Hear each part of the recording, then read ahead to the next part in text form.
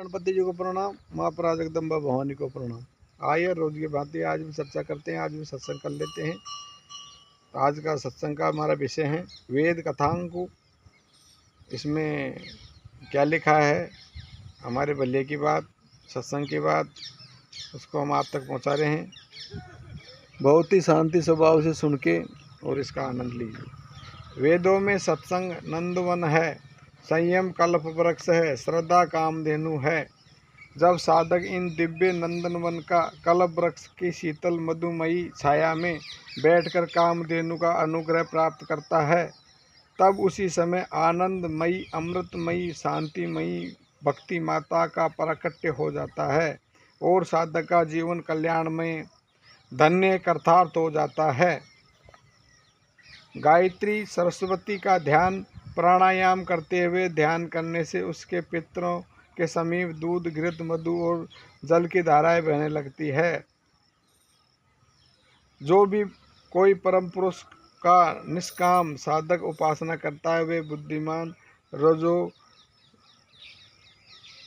वीर्यमय तथा जगत का अतिक्रमक कर जाता है।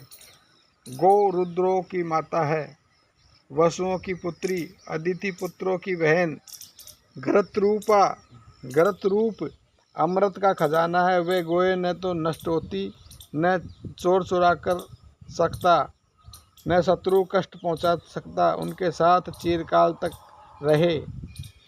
महाप्रलय में जीव का लय स्थान शिव स्वरूप परमात्मा है। वह सबका परम और चरम मूल है, उसका लय नहीं होता। महाप्रभु नारायण की विश्व को धारण पोषण करने वाली शक्ति का नाम ही धर्म है। उस कृपालु प्रभु का यह स्वभाव ही है कि वह अपने शरणागत को कभी भी त्याग नहीं करते। शरणागत भक्त को हृदय से लगा लेते हैं, उसे अजर कर देते हैं, अमर कर देते हैं, शांत कर देते हैं। गो भगवान सूर्य देव की एक प्रधान किरण का नाम है। सूर्य भगवान के उदय होने पर उनकी ज्योति, आयु और गो, ये तीनों किरणें यथावर स्थावर जंगम समस्त प्राणियों में यथा संभव न्याय निधि रूप से प्रविष्ट होती है।